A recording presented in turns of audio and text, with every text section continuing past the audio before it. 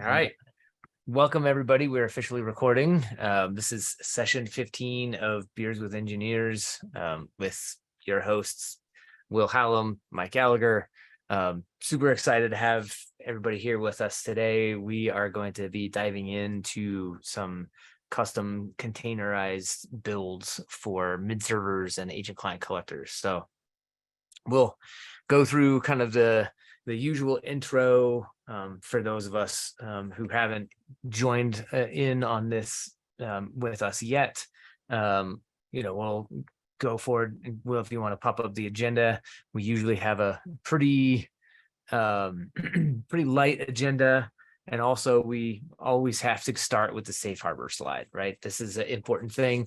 There are things that we talk about here that are either not released yet, might get released, might be on the roadmap, might never get released. So don't make any purchasing decisions around stocks or any of that stuff based on the conversations that we have here today. So now onto the agenda, right? It's always kind of the same. Why are we here? Who are we? And then we just get right into the really deep nerdy stuff around like, the technology that we're working on and what we're diving into today. So we'll talk about why are we here, right? The goal of Beers with Engineers, at the outset really is to bring together this wonderful community of customers to talk about what people are doing on the cloud native space and how they're utilizing the ServiceNow platform in order to kind of manage that and migrate along that cloud native journey and to manage that technology portfolio. And I would just really quickly want to call out the community aspect of this is really a big deal. And at Knowledge last month, we actually got a chance to do this live with a live audience at Knowledge. And that was just amazing to meet everybody here that we have been kind of hanging out and chatting with for, a year now, right? So to meet everybody in person and shake hands was really great. And so thanks to everybody who came out for that. And we're super looking forward to hopefully being able to do it again next year too. So thanks for that. So who are we, right? So my name is Mike Gallagher. I actually run the enterprise applications platforms team for DRW Holdings, a trading firm out in Chicago. And I have been doing technology for a really long time, longer than, some people have been alive. It's a little scary, but I am highly focused in on Kubernetes, IT operations management, CMDB population, IT asset management. I'm very big on, utilizing technology the right way to solve business problems and focusing in on the business value, but also, kind of the shiny, cool technology too, right? And of course, I'm a big nerd on multiple levels. I love board games, jujitsu, all that fun stuff. And frankly, I have a crazy, amazing family that I love to spend lots of time with. So that's me in a nutshell. Will? Thanks, Mike. Will you be enjoying a beverage today? I will. I almost forgot. Today, I am having an Avery Little Rascal, which is a session Belgian style white ale. So Avery is a local brewing company here in Colorado. I normally drink stouts and they make amazing stouts, but I figured I'd go with something light because it's pretty summery out here right now. So here we go. Here's to the Little Rascal. Now, Will, it's off to you.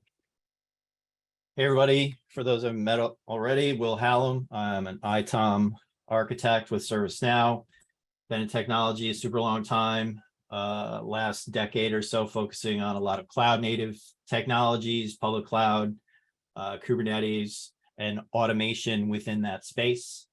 And in my spare time, I also enjoy hanging with my awesome family, playing pickup hockey and video games. And today I'll be enjoying a Juice Bomb IPA from Sloop Brewing.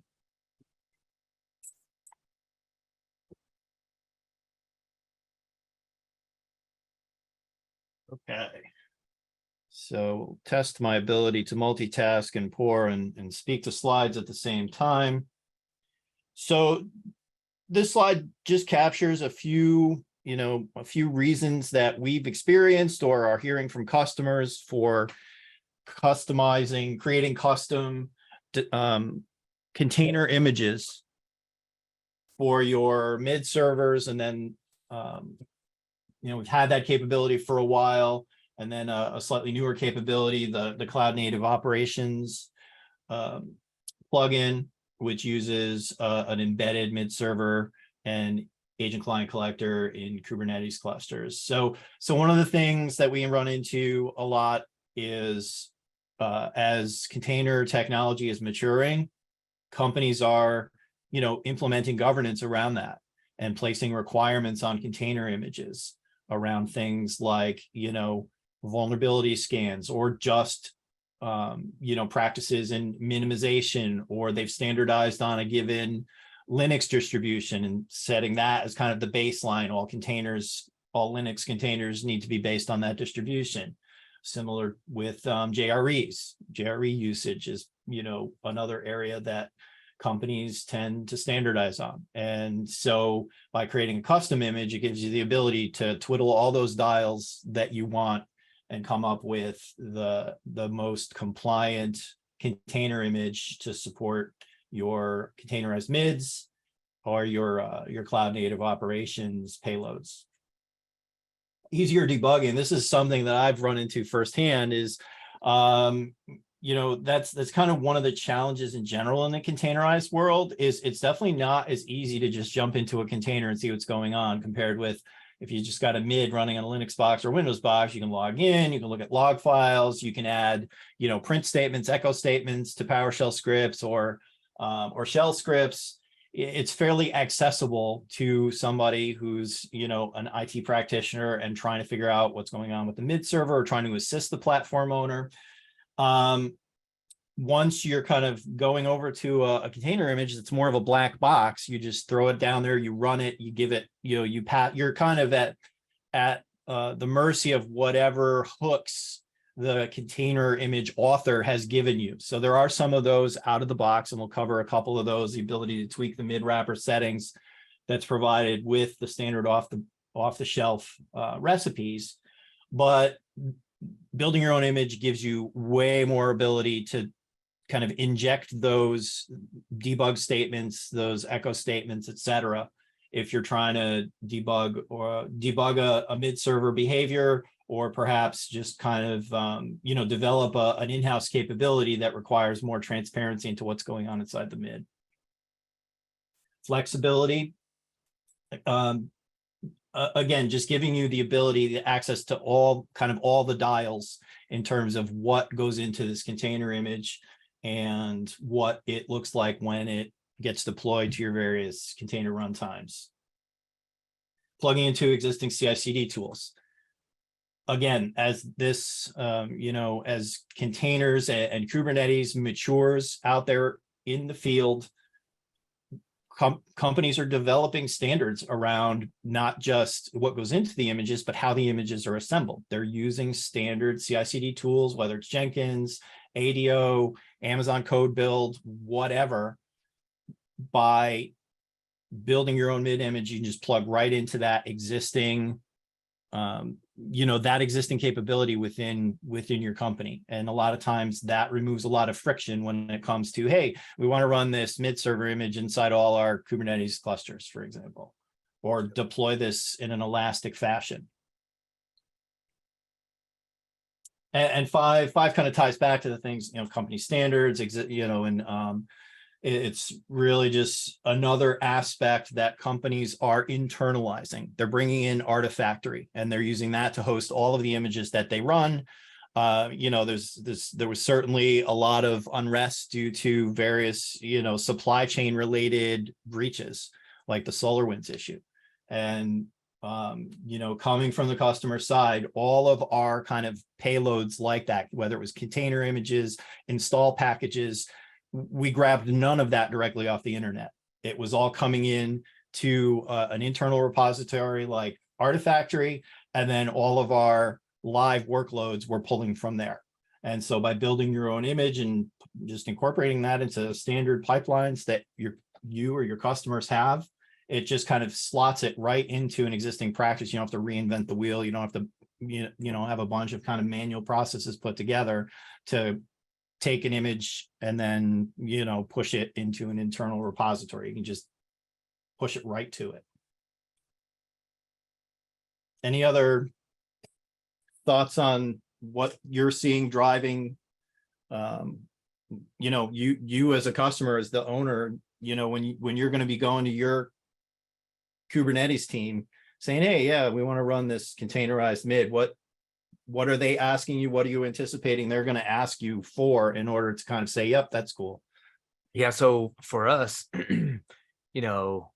everything has to come out of our internal container repositories, right? So, nothing external. So if it needs to run on an internal Kubernetes cluster, right, it has to be pulled down, built, and published into our repos in order to make it deployable. So just that simple fact means I have to do the builds, right? But then as we start thinking more about like, did we talk about the cloud native operations component? Right, because that all needs, if we're going to do that now, that all needs to be built. We are going to kind of emphasize that for sure, because that was something that kind of was one way and then it went the other way.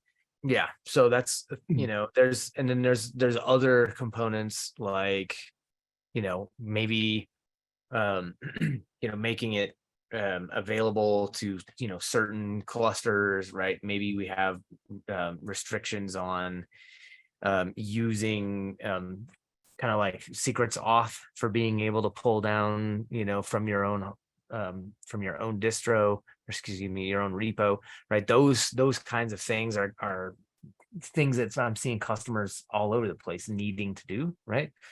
So that all makes sense. The other thing is you might want to, this is difficult, right? It's not an easy process, but you might want to use a different base base OS image for doing a container build or a CNO, or excuse me, a mid server build or an ACC build. So both of those things could potentially require that you might want to do your own build out. Yep, for sure. So this next slide highlights just some of the things that kind of jump out when you start looking at the standard recipe for a MID image, and as well as just kind of overlaying that on feedback that we've gotten from customers, customizing the Linux distribution, standardizing on a given flavor of Linux. That's nothing new. And we're seeing that kind of propagate over to the container side. If you're going into a Red Hat shop and you say, yeah, here's our image you can run, and it's based on Ubuntu, that's probably going to be a bit of a source of friction at some point when it hits, the various teams that are expected to support that image, right? So by building your own, you can basically, you can get pretty deep into it. I actually, when I went through this exercise, I initially tried, so for those of you out there who work in Linux, you may be familiar with Alpine Linux, which is a very lightweight distribution. It's like everything in it is statically linked by default. So it's very kind of, it was created with the idea of using it to create Linux containers, with the idea that it minimized attack surface. It's a very minimized distribution. When it their base image they provide has almost no packages, and then you can build stuff out on that. But the idea was it would give you a very small surface area to start with. Unfortunately, I kind of got down a rabbit hole with Alpine because the MID itself, there was one shared library that the MID was trying to access that was not statically linked into that Alpine kernel. So in the interest of kind of, I'm kind of doing this more proof of concept than a direct, customer ask. So I kind of just realigned a little bit, and I went with Alma Linux when I did my example, because that's kind of similarly, it's better than the default CentOS 7 because Cent 7 is about to go completely end of life, like in about 6 months or so. So that, is just a lot more venerable of a distribution. And so I really just wanted to kind of see what was involved. So if you're using kind of a Red Hat variant, it's pretty straightforward. If you want to switch to like Ubuntu, then you have to rewrite more of that recipe because it uses a different package manager and probably has a few different package dependencies that may not be incorporated into the default recipe. Customize the Windows runtime. If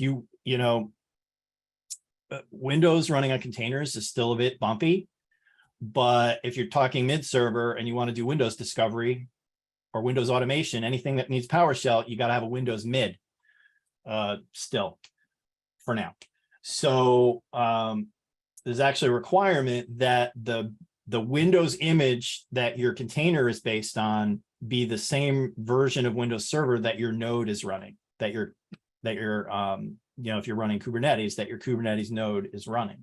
So, if you've got a 2019 node and the image is based on 2022 or vice versa, it's going to say not supported and not let you run that image. So customizing the Windows runtime might be a more attractive option versus trying to get some non-standard Kubernetes node spun up just to run that Windows workload. Yep. Customize the JDK. That's another, just seat of the pants. I didn't see major issues with, our JDK. I was a little thrown off because when you look at the recipes, it pulls down a JDK 8 base container at the beginning. So I saw that and I was like, well, that doesn't seem like a great idea. But then I realized that's really just to run the downloader, to download the payload if you're not using a local mid install payload. So it can check the MD5 signature and verify that it's a valid mid-server download. So the JDK 11 that we use is from a kind of a currency perspective, it seems to be not bad. But again, there's corporate standards a lot of times saying we want to use this JDK, and it's very easy to customize by building your own image. We have a nice little hook in place where you can use environment variables just out of the box if you download the recipe to adjust your Java wrapper settings. So that kind of actually is complementary to number 3, because in order to customize JDK, you have to tweak a wrapper setting. And that is like super easy to do. You just define an environment variable for whatever wrapper setting or settings you want to adjust.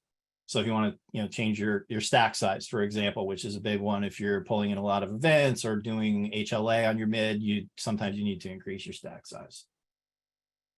And then another cool thing we provide is with a couple caveats is the recipe includes a mid secrets properties file, which you can use to kind of set up, configure the secrets that you want to push into your, not so much your image, but the secrets you want the image to be aware of, so it can pull credentials in when it actually gets deployed.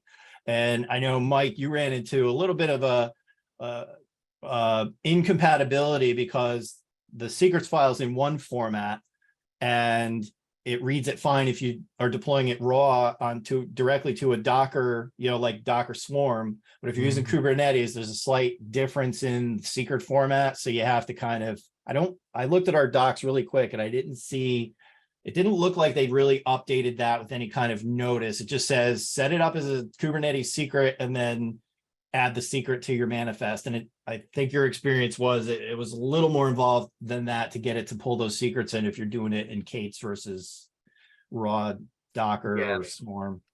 It has to do with the way that the secret is mounted into the mid-server image, right? So with pure Docker, right, it mounts it into the running container as a file. And the key value pairs are just lines in that file. But when you define secrets in Kubernetes, by default, it's mounted in as a folder, and then there's a file. There's multiple files in that folder based on the values folder, directory, whatever you want to call it. based on the values that are set in those secrets. So my experience in the past when I tried to get this to work correctly was that it required some heavy tweaking of that script to instead of, because it's looking to open a file and then loop through the lines in the file. And that did not work. And I had to modify it to actually read the directory and read each of the files in the directory and modify the variables based on the files in that directory. So it took some tweaking, but you can make it work. Yeah. Yeah, it's a good, the fact that they kind of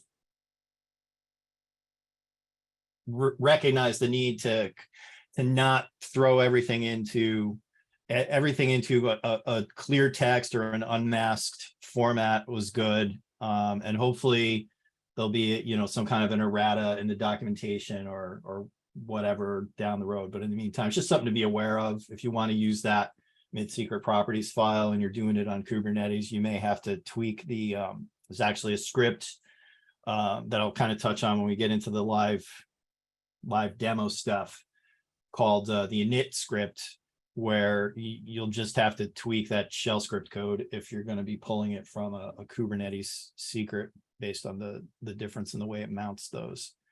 I just realized we were kind of remiss in just reiterating the fact this is a very kind of informal conversational webinar series that we have here. So anybody who's out there, feel free to come off mute with any questions, interject at any time.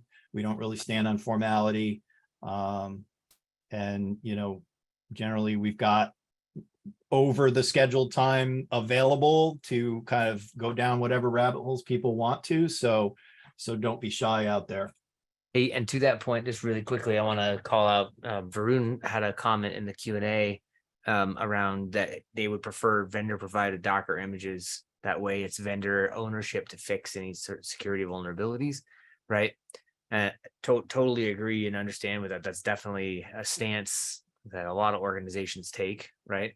Where, you know, my organization's kind of in the same boat.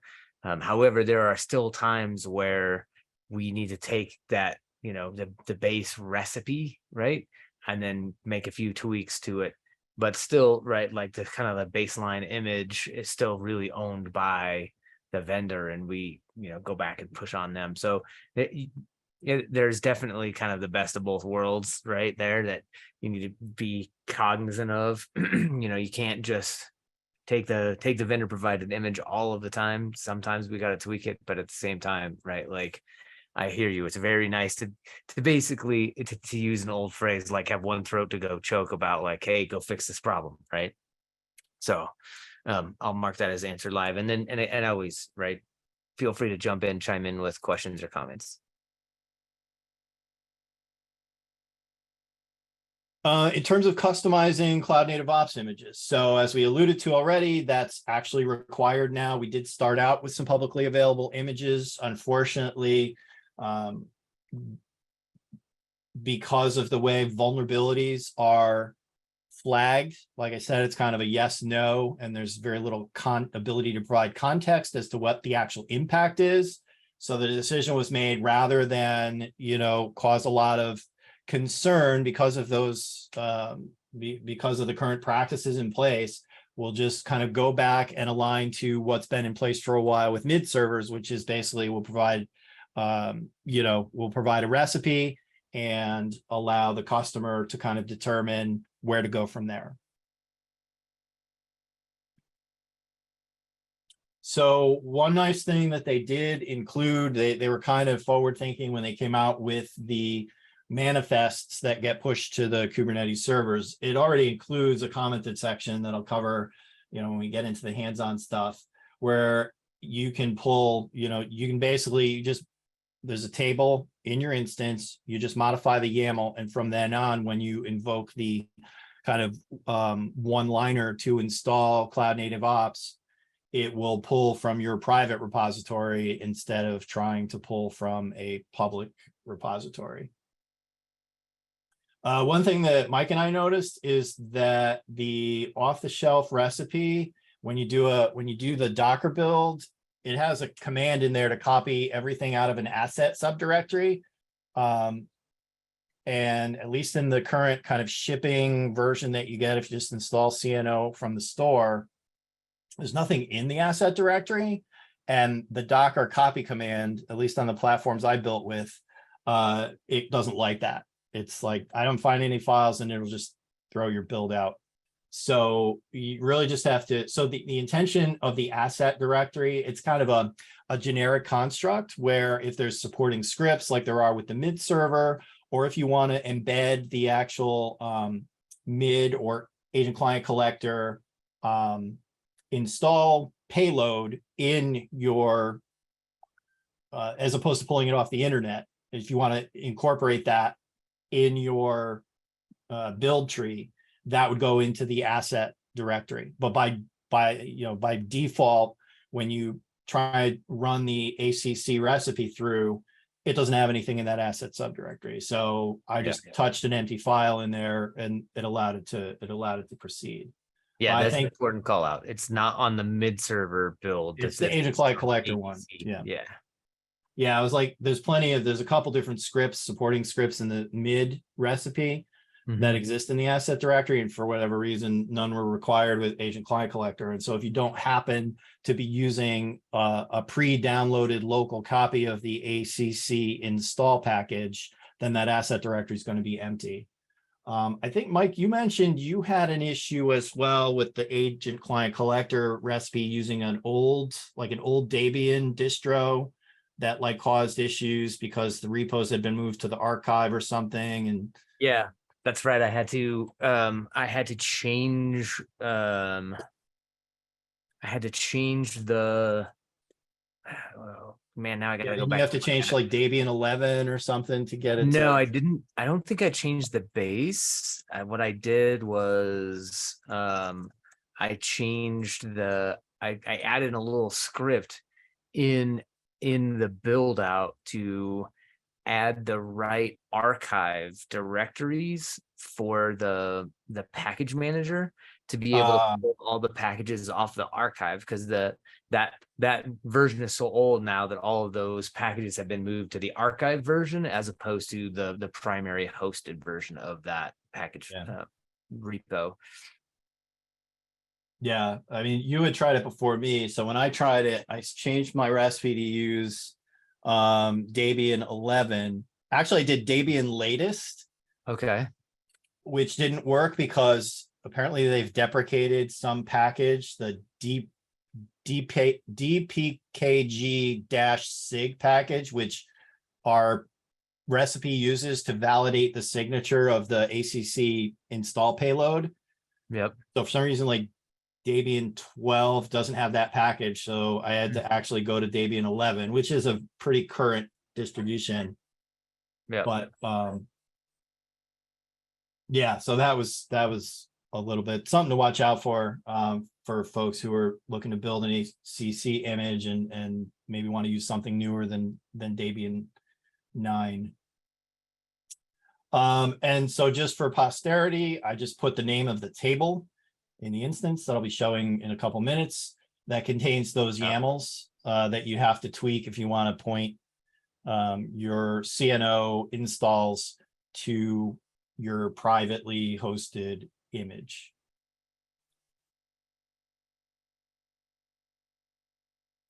And so now Mike ran into some interesting adventures trying to build Docker images on his Mac. So he was going to kind of share that. So hopefully folks can not have to experience his pain. So I have a new M1 Mac, right? And so by default, if you do a Docker build, it assumes that you're going to build in the Linux ARM style platform, right? Which if you do that, your image won't run on most Kubernetes infrastructure because they're all on like the AMD 64 type architecture. So I banged my head against this a little bit, and then I did some digging around, and I found somebody out there had a blog article around using BuildX and trying to kind of build like a customized build environment to do this platform that unnecessarily overcomplicated things. And so this process that I documented here and shared, there's a blog article listed in here. It's dramatically more simple than that. Leave it to me to find a more difficult solution than necessary. But this actually has worked for me quite well. You just have to specify the -- platform, build arg as part of the Docker build process, and work like a champ. Got it built, got it pushed up into the repo, and then it's off and run to the races now. Nice. You mentioned BuildX. I did notice that, and I was using Azure DevOps and AWS code build to build my images. I noticed one or maybe both of them, the containers that they were spinning up to perform the build, were kind of chastising me, saying, the Docker build function is going away and you should really be using BuildX. So at some point, I don't know if that means it's going to get more complicated, or whether BuildX will kind of support some of those same kind of pass-through parameters to specify platform. But I did notice that BuildX is kind of one of the future directions, if not the future direction for building for building images. So that's it in terms of prepared slide content. What I wanted to do next was I was just going to kind of walk through a couple of examples of container image builds that I've been through for the last pretty much 6 weeks since we got together live in Knowledge. I'm going to start with a general comment, man. At least for somebody who's kind of a part-time container aficionado such as myself, building container images is a real slog sometimes. Yeah.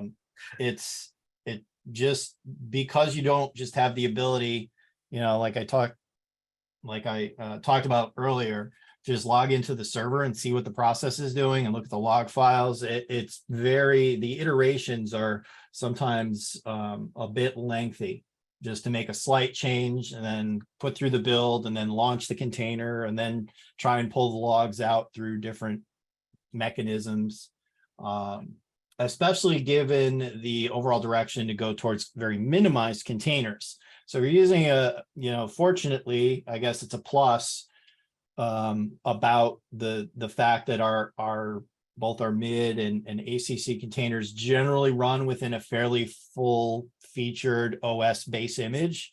You can still, if you're running a local cluster, or if you're testing with a local Docker runtime, you can still generally just kind of go into your container, kick off a bash shell, and kind of poke around a little bit. But one of the use cases I was doing was based on AWS Fargate, which is basically, it's containers as a service. You don't have any access to the nodes. You can't do a Docker, connect to a Fargate container to just kind of poke around. So that in particular was fairly time consuming, but it was kind of a cool use case. And so I figured I would kind of show that. I've actually wrote it up in a community article as well. And I put the files that I used in a Git repo that's linked in that. It's linked at the end of the slide deck that we'll send out to all of our registrants. And it's also linked in that community article. And it wasn't an idea I came up with by myself. It was somebody who had come across one of our videos and had a customer who was interested in having very kind of as throwaway a mid server as they could possibly have. So they didn't even want to have to host a Kubernetes node or a cluster runtime node in their AWS account. They wanted to use Fargate.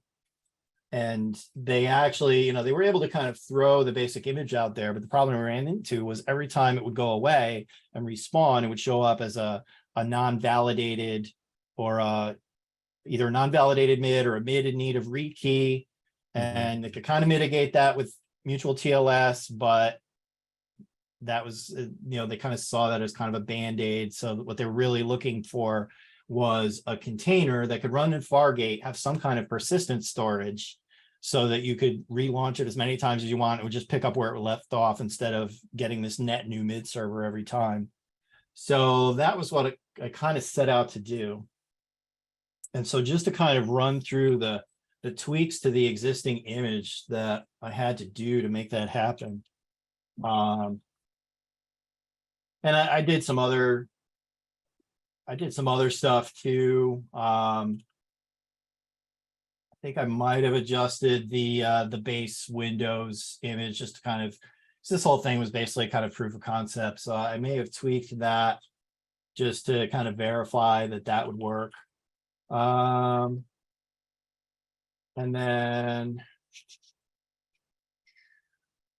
actually, okay, so yeah, so one of the things, so the approach that I came up with, and I did actually do a little diagram of that just to kind of try and make sense of it for myself. So what I did was I used a couple AWS capabilities. Fargate today, if you're running Linux, you can have persistent storage in a Fargate container using their EFS, which is basically their cloud-based NFS.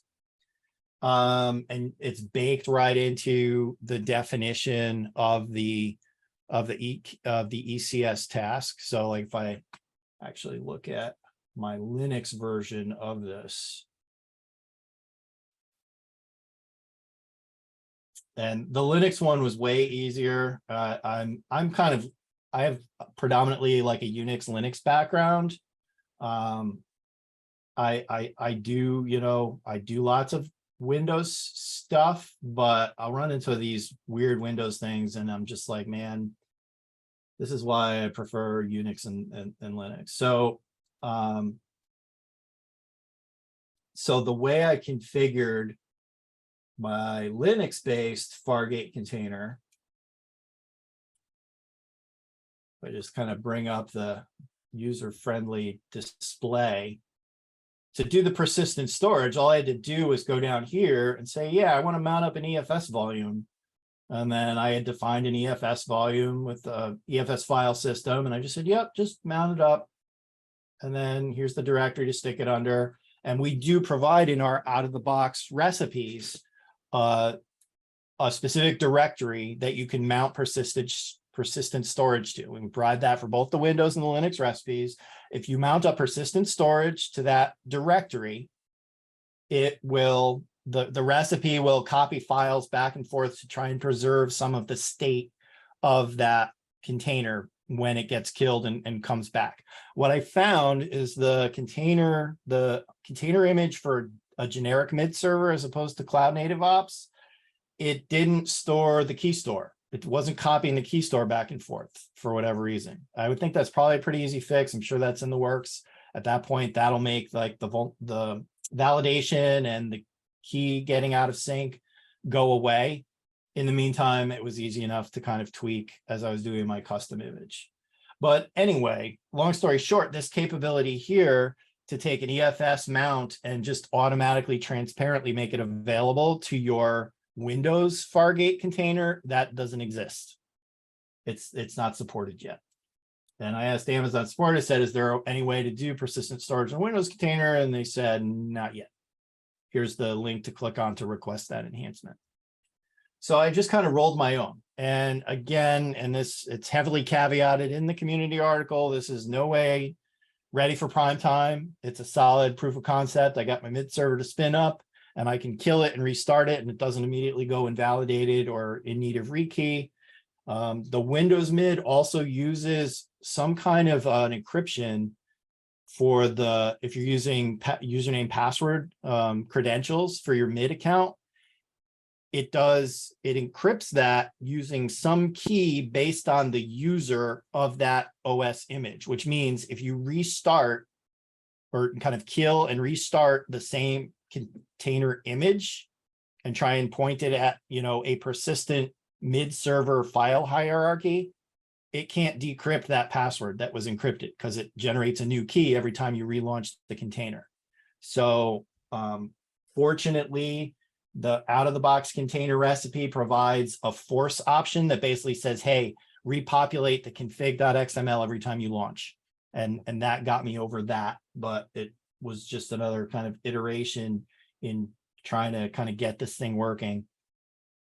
So what I did was I just took Amazon FSx for Windows, which is their SMB share as a service, tied it to an AWS managed AD namespace where I define my mid server user, because that's kind of a hard requirement. You have to tie, if you want to create an FSx share, you have to tie it to some type of AWS fronted AD, whether it's like a federated or fully managed within AWS, that's up to you.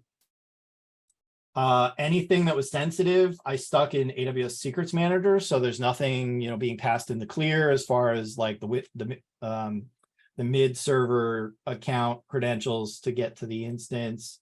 I also leveraged that for building the image for my Docker Hub credentials and things like that. And then I've got my container image repo, which I actually, even though I was running this at AWS, I used Azure DevOps to build the image, because Azure, surprise, surprise, has a much better story to tell with regard to spinning up Windows containers. And so the Windows containers you spin up in AWS code build, they don't have Docker on them. So you can't use them to build Docker images. So you could build your own image that did have that support, but that was like one extra step, whereas I could just go over to Azure DevOps and it would just do it for me. So those are kind of all of those kind of components went into my Fargate task, which spins up one of my shiny new Windows MID images, and then copies what it needs to the persistent storage. If the persistent storage already has what it needs, then it just creates a symlink to the persistent storage, and that was a change I had to make to the Docker file. So by default, and rightly so, our Windows mid server Docker file switches the user. By default, Windows containers run as a user called container admin, which is basically an admin user. And following best practices, by default, our container images switches that user to container user, which is a non-admin user, because normally there's no reason for a mid to run as an admin on the Windows box. And so in keeping with that, our recipe switches the user accordingly. The problem I ran into is, and this was one of those Linux versus Windows moments for me, you have to be an administrative user in Windows to create a symbolic link. And the whole basis for this exercise was creating a symbolic link so that the agent directory, instead of existing in the container image, it would point out to an agent directory that existed on my network share, so that would be persistent past multiple runs of the agent.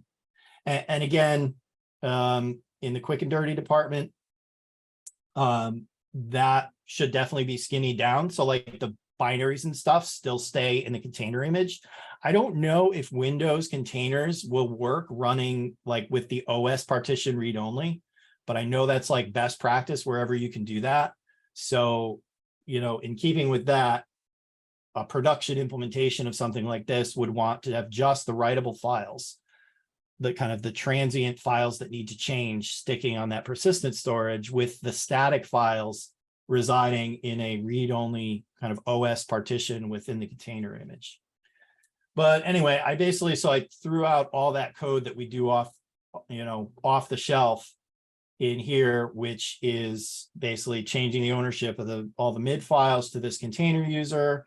I did play around for several hours with trying to use the sec edit utility to edit the local security policy in the container so that the container user could create a symbolic link. I'm sure I could have gotten it eventually, but after a couple hours, I just said, I'm just trying to kind of prove it could be done here. So let's move on.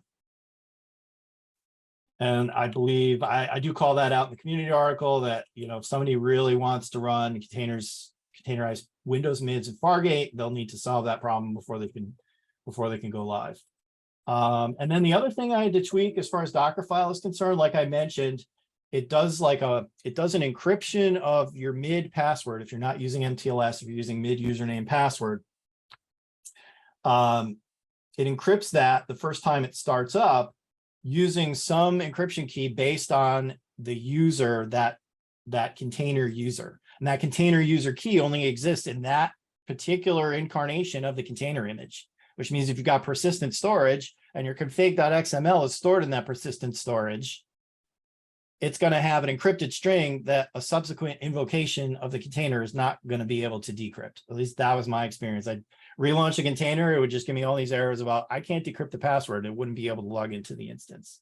So it's probably intuitive that using mutual TLS, which is kind of a better way to go. It just has a few more moving parts. So when I'm doing a quick and dirty experiment, I generally don't go that far unless it's a mutual TLS related experiment.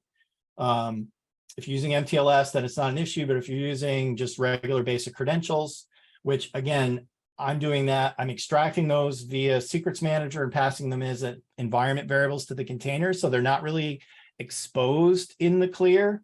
So from an exposure perspective, it was, there wasn't a real compelling argument there, at least not for my particular use case. So anyway, they provide you with this force option that you can pass to the mid start command, which is part of the entry point that gets launched by the container image off the shelf. And so I just added that force. And basically what that does is that just regenerates config.xml based on those environment variables every time it starts up, which is like a negligible amount of kind of additional startup time. So there was really, kind of an easy fix, just leveraging the existing capability.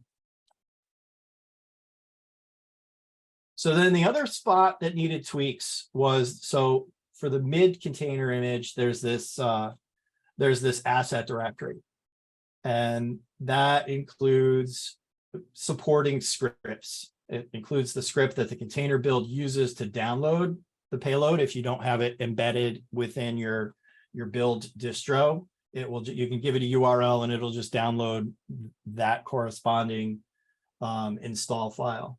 It's got a health check script. The kind of the key script that I had to touch was the init script, which for Windows, it's a PowerShell script.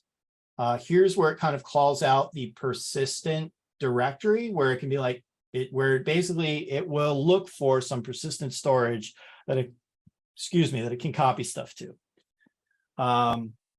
In my experience, it seems like it's kind of a feature, a feature that's still being leveraged, being kind of built on. So like I said, I saw it looked like it would copy the config file like on start and stop to and from that persistent storage, but at least with Windows, that alone did not seem to work because of that kind of one-time, that ephemeral encryption key that would only last as long as the lifetime of that particular container.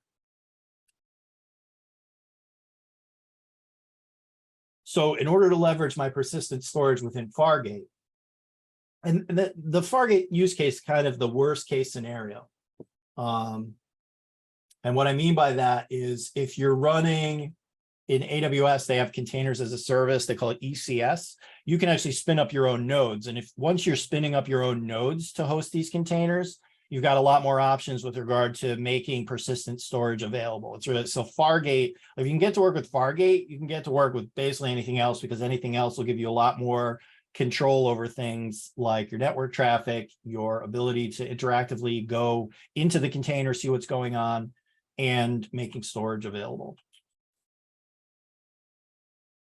So what I did to make this work with Fargate was I just went to the setup function, which normally does things like, that's what detects whether it needs to generate the config XML file based on either environment variables. That also is what will pull things out of, like, if you've got things defined, credentials defined in Docker secrets or Kubernetes secrets, that's the function within the init script that will generate the config XML based on the contents of those kind of those different options for storing and passing the sensitive and ephemeral bits of the configuration that you're passing into your MID server.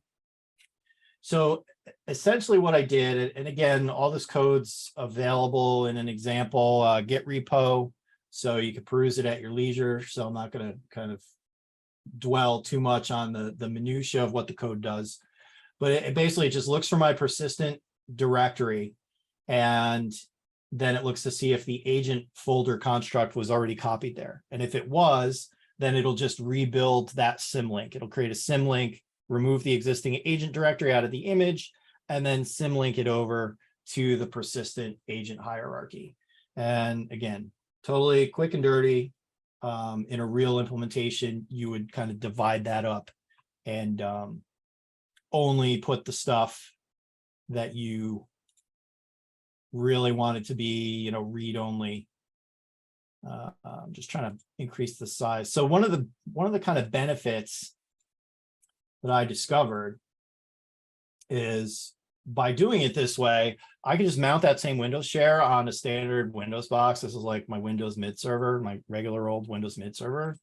And I could see things like my containerized agent log by just navigating into that shared directory, which is really great for debugging. I don't know that there's a lot of compelling need to do that, for full on prod, but if you've got lower environments that you do debugging in, the fact that you can have it running in a container, but also view what the container is doing without having to jump through hoops was kind of a plus for me.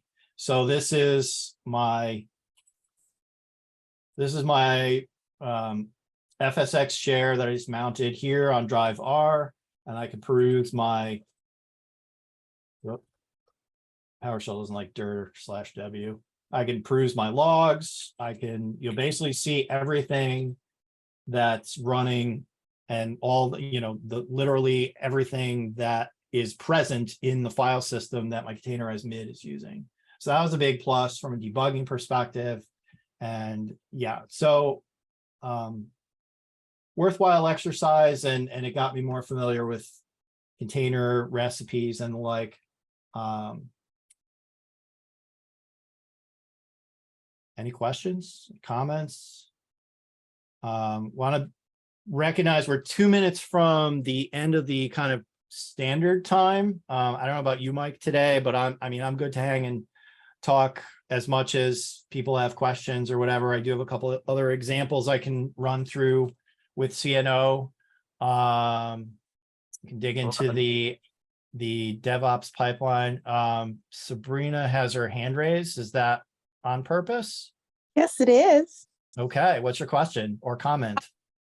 Well, it's I have a teammate who this would have been better for him. Unfortunately, he had a prior engagement. So I'm wondering, is this recorded and we would be able to share it after, or maybe if he can reach out and ask his targeted questions, can we have contact information? Yes, to all. It is recorded. Everybody who registered, whether they attended or not, will get a follow-up email with a link to the recording in YouTube. And our contact info is in there as well. So certainly anybody who has follow-up questions is welcome to reach out to me. I'm not going to speak for Mike because he's my customer now. So that's up to you, Mike. But yeah. I'm available for follow-up questions as needed. That's great. Thank you so much. This was a little above my expertise, as he would be the one doing it, but it was also really helppful what you've gone through. Yeah, awesome. Thank you. There's also Discord server. So if we always usually send that out with the invite as well. The post meeting wrap up. So people can jump on there and ask questions live of us and also the other community members as well. Yeah, good call out. Yeah, the follow-up email will include it'll include the direct video link to this session, as well as the YouTube playlist we maintain, as well as the Discord server, which we maintain so that people can kind of reach out out of band. And since Mike's a customer now, it's easier. That's a kind of an easy way for Mike and I to have a shared landing zone that we can both participate in. Yep. Great stuff. Other questions?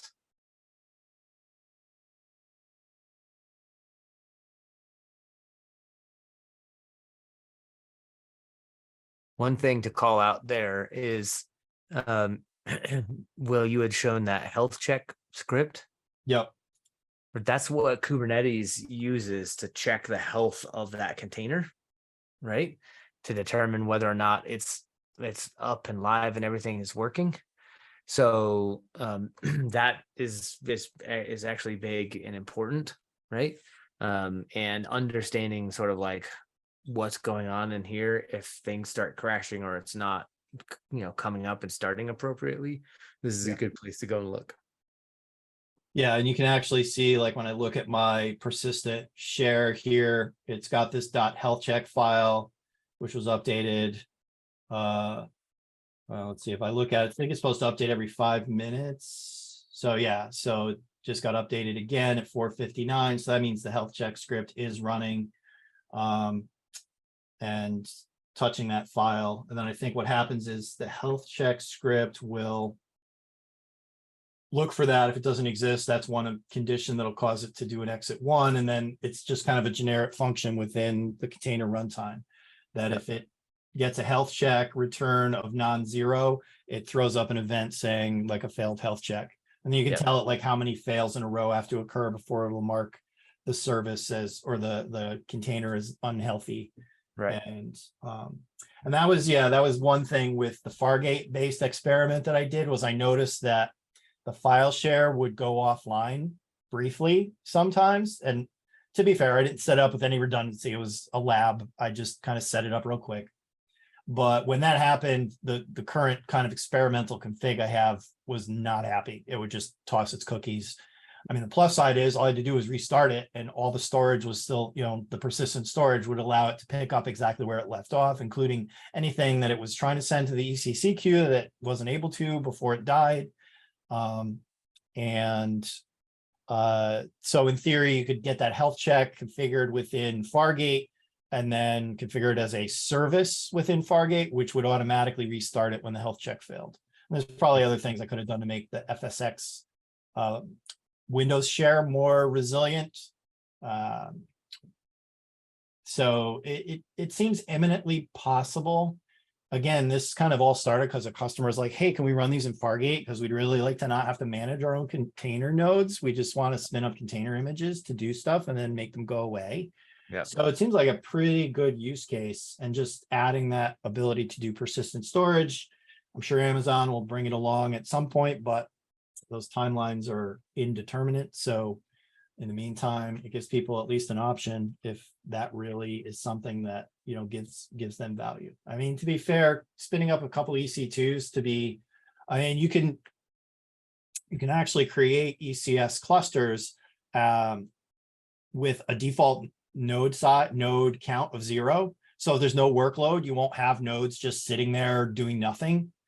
Your startup time when you do have a workload will potentially be a little longer because it'll have to spin up a node, join it to the cluster, and then it'll launch your workload. But, again, it's like all of this stuff, it's feeding all of what's important into like the magic equation and coming up with what works best for you, what's most important. If the startup time isn't a big deal, then you could, not have to monkey around with some of this stuff and just use native capabilities within the different providers. So Varun had a question around certificate errors in a containerized mid server. Varun, do you want to come off mute and talk a little bit about that? That's something Will and I might be familiar with. Yeah, sure.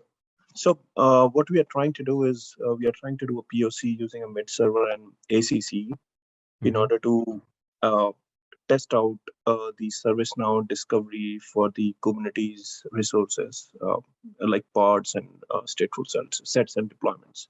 Yep. So initially we did a customized image, but there were multiple errors that we faced, and then we use some other image provided provided by from ServiceNow. And after that, I mean, the mid server comes up, but it throws a certificate related error. So, I mean, we raised a ticket with support as well, but nothing conclusive that we can get so far. So kind of stuck there, and the POC is also stuck. Is it, are you trying to use mutual TLS for the authentication? So it's a No. cert area for mutual TLS, or it's just talking when it tries to kind of talk to the instance? Yeah, it is when it tries to talk to the instance. That's Huh. when. Is your Kubernetes environment behind a proxy? So we check the connectivity from the Kubernetes, from the EKS worker nodes to the ServiceNow instance, and the connectivity is there. Yeah, but I've seen where there's like a proxy in the middle. Specifically, I've seen API proxies kind of in the middle for outbound stuff, and that will cause the certificate that is being returned back from the ServiceNow instance to appear not to match with the IP address that's doing the communications. So you have this mismatch. So it's because it's literally a man in the middle type attack, right? So that might be something to look at. Okay, sure. Are you working with your account team on the ServiceNow side? Yeah. Yeah, I mean, you can feel free to mention my name and say, hey, they can reach out to me and I can look at it with them. Cert errors are, certificates are everywhere. So it's kind of, it's quite variable as far as what the resolution is, depending on where, like Mike mentioned, there could be, if there's a proxy involved, if the proxy is trying to do SSL decode, then you'll get that, then you could get that issue with, is it actually like one of those unable to verify certificate type errors where it's getting peer not authenticated. I pasted that error in the Q&A. Yep. Yeah. Oh, you did. Oh, perfect. And I do apologize. I need to run, guys. But as always, it's really good. Looking forward to catching up with you guys next month too. Thanks, Mike. Take care, everybody.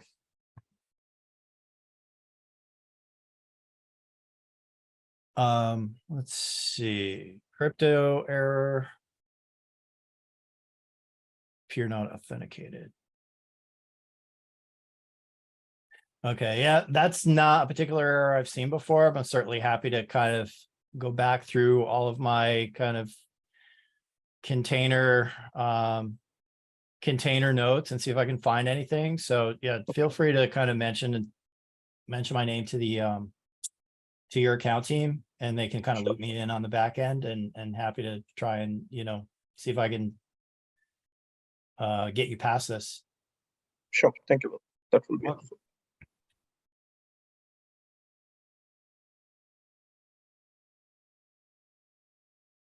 Any other questions? I'm going to go ahead and turn the recording off because sometimes people are intimidated by being immortalized on YouTube.